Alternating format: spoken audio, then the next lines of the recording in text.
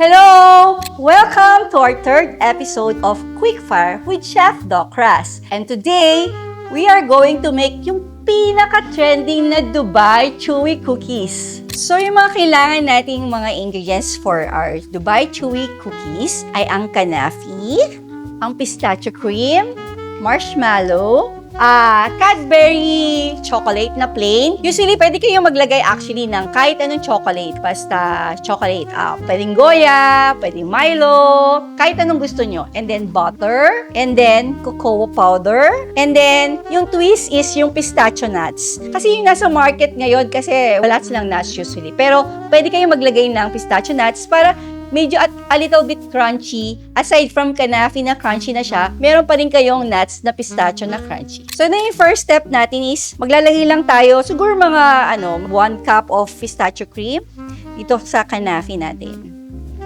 Siguro mga, yan. Okay.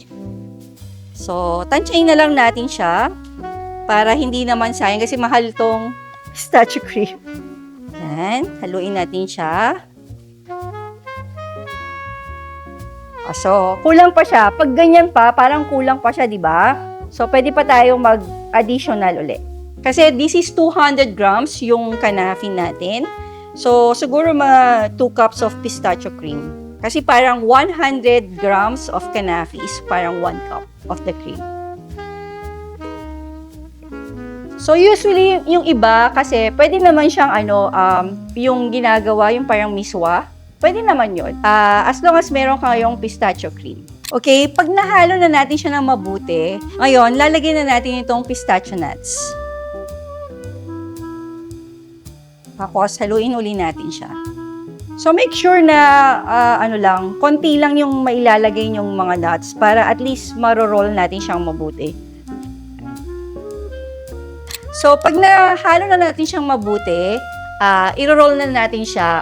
We can use yung ice cream scooper or pwede sa kamay nyo na lang. But be sure, yung gloves niyo lagyan nyo siya ng olive oil para hindi siya dumikit.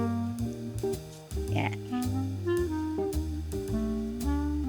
Yan. Pwede namang malaki, pwede namang maliit. So, depende na lang. Yan. Life hack, para mapadali yung gawa natin, gamit lang tayo ng ice cream scooper. Diba?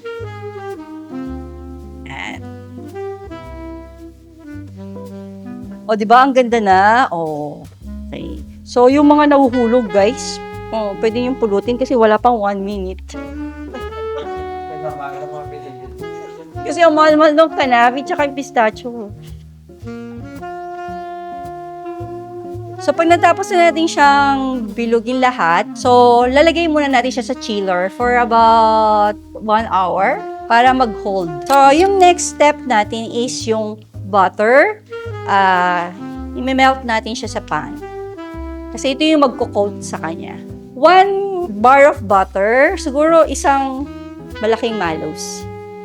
Make sure na yung fire natin is nasa low fire lang para hindi masunog yung butter.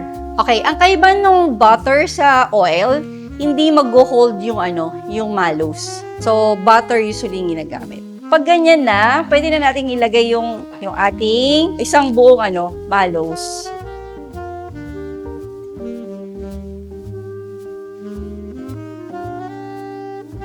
Pag melted na siya, parang melted na siya, that's the time na pwede na natin lagay yung chocolate natin nasa shell, sa Cadbury. Yan. So, half lang siguro. And then, yung ating 1 cup na cocoa. Yep. Yan. Okay.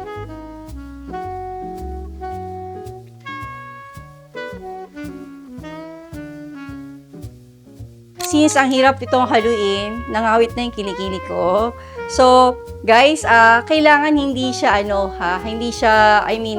titigas ng mabuti kasi mahirap siyang mamaya balutin. At saka medyo palamigin niyo na muna kasi baka mapasok kayo. Alam niyo na, mahirap mapasok. Okay. Uy, mainit Okay, so yan. So, ibabalot na natin siya.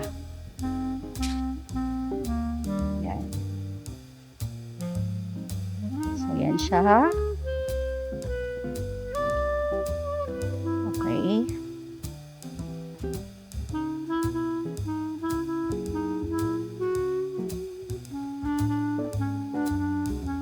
So, pag nabilog na siya, that's the time na pwede na natin siyang lagyan ng cocoa.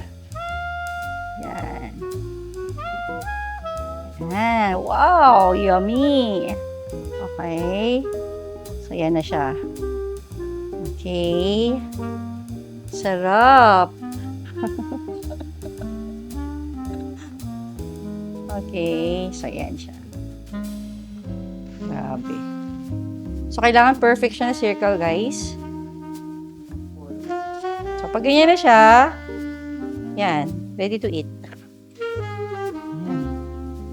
Guys, so this is our finished product, made up with love. Very lucky tayo ngayon kasi meron tayong very special guest. So, siya yung vlogger ng Tugigaraw. Let's call Mark Gabildo! Hi!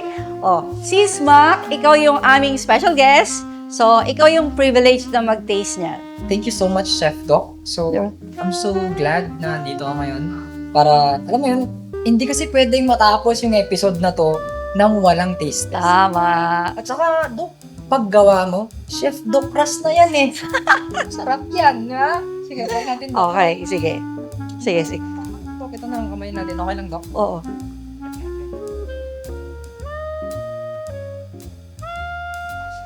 Yan, diba?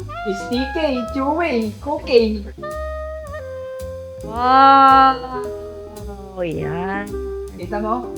Parang bubblegum lang, pero ang sarap nito. Sarap, Doc!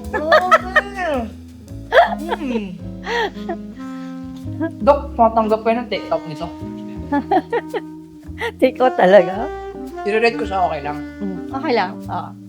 First things first, yung chewiness niyan, yung pagiging chewy niya, sa 10 over 10 kasi napuno siya ng malos, sobrang sarap eh. And then, yung lambot niya, tapos yung, Dok, ang tawag mo sa dun sa... Sa pistachio nuts?